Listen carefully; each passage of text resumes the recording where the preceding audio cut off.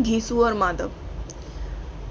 ये दो नाम सुन के आप लोगों ने अंदाज़ा लगा लिया होगा कि मैं कफन कहानी की बात कर रही हूँ। ये प्रेमचंद जी की कहानी है।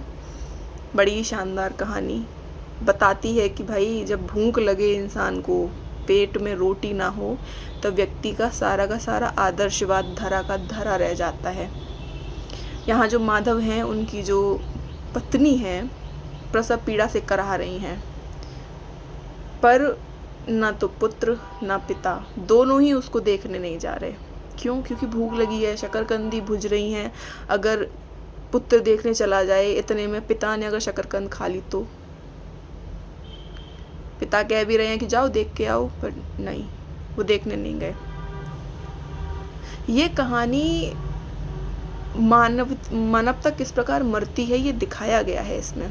प्रेमचंद जी ने बड़ा सही शब्दों में उसको उकेरा है। दोनों सोच रहे हैं मर जाए तो ज़्यादा अच्छा है, गांव वाले हमें कफन के लिए रुपए देंगे क्योंकि हमारे पास तो कुछ है भी नहीं अंतिम संस्कार करने को।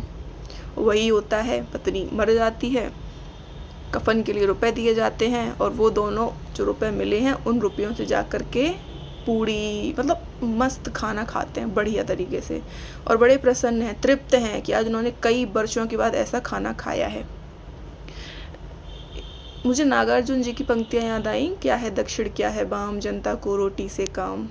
हम कहते हैं ना कि जो ये गरीब लोग हैं ये तो बड़े लालची होते हैं, जो इनको वोट दे ये उसको, जो इनको खाना दे वो इसको वोट दे के चले आते हैं, क्योंकि उनकी वही ज़रूरत है, उनका पेट खाली है। उन्हें फ़र्क नहीं पड़ता कि उनके देश में क्या ज़रूरी है, उनके देश की अर्थव्यवस्था कौन सुधार रहा है। उन्हें कि हमारे घर में हमारे बच्चे भूखे हैं, उनका पेट कौन भर रहा है, और जो उनका पेट भरेगा वो उसको वोट दे करके आएंगे। क्योंकि आम जनता, गरीब जनता जो है, उसको पेट भरने से मतलब है।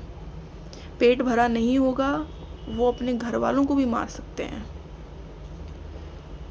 या फिर कोई मर रहा हो तो वो सोचेंगे मर जाए, एक व्यक्ति कम हो जाएगा तो शायद हमारे सबके लिए खाना पुज जाए।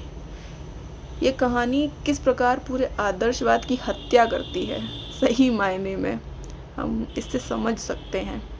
नहीं पढ़ी हो तो पढ़िएगा ज़रूर साहित्य को। ये कहानियाँ आपको जो असलियत है ना समाज की, उससे परिचित कराती हैं। बाकी का तो पढ़ी होगी, अधिकतर लोगों ने 7th 8th क्लास की किताब में है, तो प्रयास करिएगा पढ़ने की। छोटी कहानी है, बड़ी कहानी नहीं, और अच्छा भी लगेगा आपको, साहित्य के प्रति आपकी रुचि बढ़ेगी। तो पढ़िएगा, रेकमेंड कर रही हूँ आपको। जय सिया राम।